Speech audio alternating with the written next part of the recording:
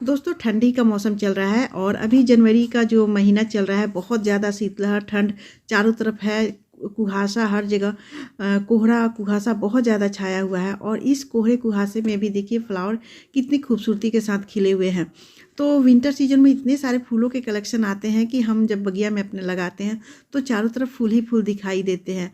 लेकिन वहीं दोस्तों अब 1-2 महीने बाद गर्मी का आगाज़ होने लगेगा और उस समय फूलों की कमी हो जाती है। फूलों के कलेक्शन बहुत कम हो जाते हैं। तो क्यों ना हम अभी जो फूलों के समर वाले फूल होते हैं प्लांट होते हैं उनके बीज कलेक्ट कर ले। अभी हमारा जो बीज तैयार हो गया है गर्मियों वाले, तो उन प्लांट्स के बीज अभी हम तैयार कर लेंगे तो फरवरी मार्च में इसको ग्रो कर देंगे तो पूरे समर सीजन हमारा फूलों से गार्डन भरा रहेगा। तो चलिए दोस्तों, आज मैं आप लोग के साथ 15 ऐसे प्लांट शेयर करूंगी जिसके बीज अभी हम कलेक्ट कर लेंगे तो पूरा गर्मी हमारा फूलों से गार्डन भरा रहेगा। तो वो कौन कौन से 15 प्लांट हैं, चलिए आप लोग के साथ शेयर करती हूँ, तो वीडियो को लास्ट तक बने रहिएगा।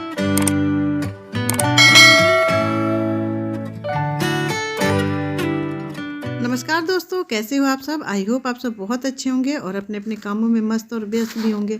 तो गर्मियों के 15 प्लांट जिसके बीज अभी हम जनवरी में कलेक्ट कर सकते हैं। पहला जो प्लांट है दोस्तों, ये कनेल का प्लांट है। ये पिंक कलर का कनेल है और ये वाइट कलर का, दोनों में इस तरह के बीज निकलते हैं, सीड्स जो तैयार होते हैं।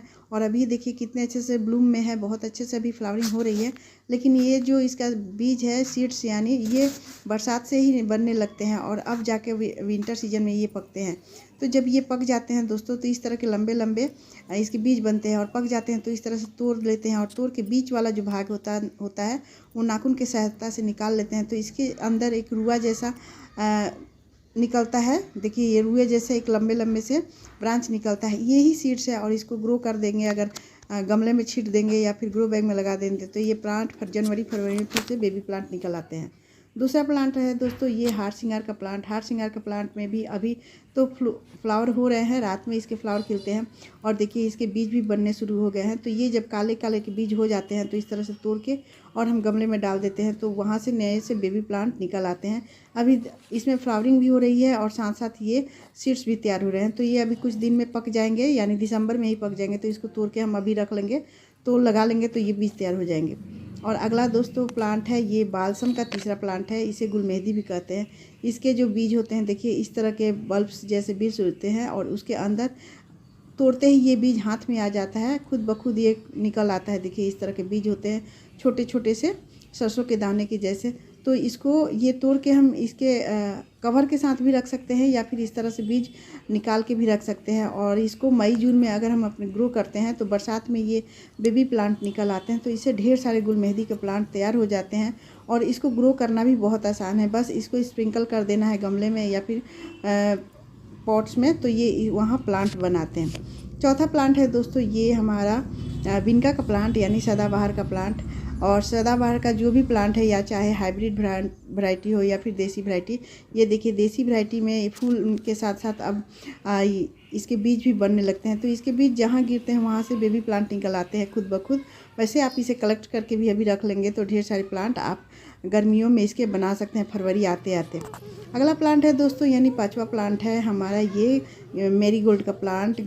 और मेरीगोल्ड के प्लांट को बीज सेव करना बहुत ही आसान है। जितने भी ये फूल खिले हुए हैं और ये सूख जाते हैं तो इसको तोड़ के हम रख लेते हैं या फिर इसको तोड़ के हम अगर गमले में भी डाल देते हैं तो ये बहुत आसानी से लग जाता है। तो आप कभी भी गमले गेंदे के फूल को आप सूख जाता है तो, या फिर फूल वाले माला जो आते हैं उसको भी तोड़ के रख लेते हैं तो ये हमारा बीज तैयार हो जाता है।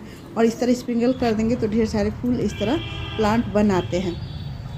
और हमारा दोस्तों छठा प्लांट है, ये थूजा का प्लांट, यानी मोरपंखी का प्लांट। इसमें देखिए ये पहले तो इसमें बारिश के दिन में हरे हरे ये इसके बीज होते हैं और यही बीज अभी देखिए ये काले काले हो जाते हैं और ये इतने बड़े बड़े हैं। इसके अंदर ये बीज होता है, बिल्कुल छोटे छोटे इसके बीज होते हैं इसके अंदर से। तो ऐसे तोड़ के अगर निकालेंगे तो ये हमारा अंदर बीज निकल आता है। देखिए कितने छोटे से है। तो एक जो बड़ा सा बीज है उसके अंदर 3-4 बीज आते हैं इस तरह के छोटे छोटे, देखिए।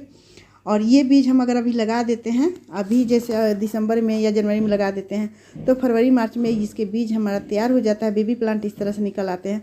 तो आप ग्रो बैग में या फिर डिस्पोजल ग्लास में इस तरह से लगा के आप पानी डाल दीजिए और इसको ठंडी जगह रखें तो फिर ये बहुत ही आसानी से जर्मिनेट हो जाते हैं, कटिंग से भी लग जाता है। और हमारा अगला प्लांट है दोस्तों ये पोर्चुल्का का प्लांट। पोर्चुल्का का प्लांट ये हाइब्रिड वैरायटी हो या फिर देसी वैरायटी हो, इसके फूल अभी ख़त्म हो जाते हैं।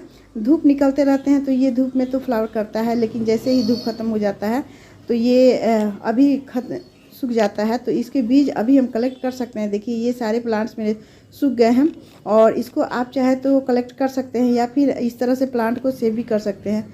तो ये इसके बीज जो होते हैं जहाँ पर गिरते हैं वहीं पर बेबी प्लांट निकल आते हैं खुद ब खुद। तो इसको आप सेव भी कर सकते हैं या फिर इसको ऐसे ही रख सकते हैं। और अगला प्लांट है दोस्तों ये गोम्फ्रेना का प्लांट। गोम्फ्रेना का प्लांट फूल बहुत खूबसूरत होते हैं, गोल गोल, और इसके बीज को भी कलेक्ट करना बहुत ही आसान है। इसको कटिंग से भी बहुत आसानी से लगाया जा सकता है। तो अभी इसके सारे जो फूल हैं वो सूखने लगते हैं दोस्तों, और सूख के इस तरह से हो जाते हैं। तो आप चाहे तो इसको तोड़ के आप रख भी सकते हैं, जनवरी फरवरी में डाल सकते हैं इसको गमले में, या फिर अभी भी आप जिस गमले में प्लांट लगा उसमें भी स्प्रिंकल कर देते हैं, चाहे कोई भी गमले में, तो वो प्लांट वहाँ से बेबी प्लांट निकल आते हैं। देखिए कितने सारे बेबी प्लांट मेरे निकले हुए हैं। तो इस तरह स्प्रिंकल भी कर देते हैं तो भी बेबी प्लांट निकल आते हैं, और इसको तोड़ के सेव कर लेते हैं और तो भी ये प्लांट ढेर सारे बन जाते हैं। और हमारा अगला प्लांट है दोस्तों ये पोर्सलेन का प्लांट। पोर्सलेन का प्लांट भी पोर्चुल्का जैसा ही होता है, हैवी फ्लावरिंग तो होता ही है, साथ में इसके बीज या कटिंग दोनों से लगाया जाता है। तो इसके बीज भी अभी तैयार हो जाते हैं, और देखिए ये इसके प्लांट भी सूख गए हैं तो इसको सेव करके रख सकते हैं। तो इस तरह से इसके बीज को हम रख लेते हैं यहाँ पर।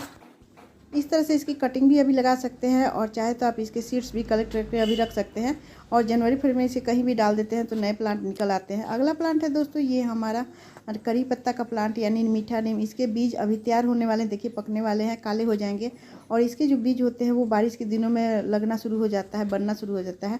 अभी ये पक जाता है तो अभी इसको तोड़ के हम रख लेंगे, तो बारिश के दिनों में ये ढेर सारे प्लांट बन जाते हैं। अगला प्लांट है कॉस्मोस का प्लांट।